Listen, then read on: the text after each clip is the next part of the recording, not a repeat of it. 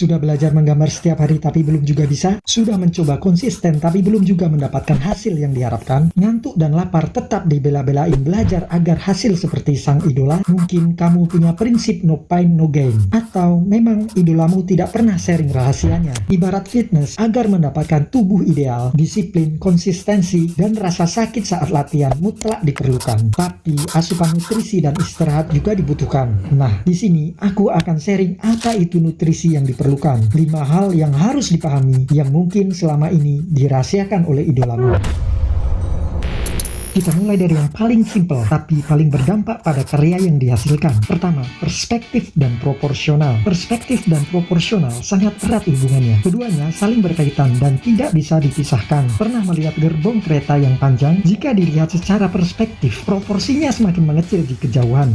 Perspektif kan biasanya digunakan untuk menggambar alam benda. Lalu, bagaimana kalau untuk menggambar wajah? Mungkin kamu perlu melihat cara menggambar Kim Jang-gi, seniman asal Korea. Dia menggambar objek yang dekat dengan perspektif yang mengagumkan, bahkan untuk menggambar wajah sekalipun. Jadi, perspektif juga diperlukan dalam menggambar wajah. Dan saat belajar proporsi yang bagus, akan mudah didapatkan dengan menggunakan garis bantu pola wajah, bukan garis bantu grid. Karena dengan grid kita hanya akan mengcopy garis-garis sketsa, bukan memahami perspektif dan proporsi secara keseluruhan. Jadi, memahami bentuk objek gambar secara perspektif dan proporsional adalah suatu keharusan. Simpel namun memiliki dampak yang luar biasa pada hasil akhir karya kita. Kalau hubungan perspektif dan proporsional sudah kita pahami dan sudah bisa membuat sketsa dasar yang proporsional, maka langkah selanjutnya juga tidak kalah penting, yang disebut dengan logika menggambar. Yang kedua yaitu gelap terang. Tahukah kamu, menggambar bukanlah keahlian tangan, tapi sebenarnya kemampuan visual. Kalau kamu masih percaya kalau itu keahlian tangan, maka kamu tidak akan pernah menemui para penyandang disabilitas yang menjadi seniman. Mata bisa bekerja dengan adanya cahaya. Cahaya yang jatuh pada sebuah objek dipantulkan sehingga ditangkap oleh mata dalam bentuk citra visual yang diproses oleh otak. Jadi, kita harus bisa memahami secara benar logika cahaya yang jatuh pada sebuah objek benda, atau disebut juga dengan logika menggambar. Secara sederhana, kita bisa memahami bagian terang adalah bagian yang terkena cahaya dan bagian gelap adalah bagian yang tertutup cahaya. Tapi kalau kita cermati lebih detail, ada banyak efek yang terjadi yang diakibatkan oleh cahaya. Bagian-bagian itu diakibatkan oleh efek pantulan cahaya dan transisi dari gelap ke terang. Gambar realistik adalah gambar yang diarsir sesuai dengan semua bagian pencahayaan tersebut. Skill yang harus dikuasai dalam mengatur gelap terang ini adalah teknik arsir gradasi. Seperti yang dijelaskan oleh Chris Legaspi, dia sering membahas value dalam mengarsir gelap dan terang, khususnya untuk menggambar portrait wajah. Untuk melengkapi logika gelap terang, sangat penting untuk masuk ke yang ketiga, yaitu persepsi tepi.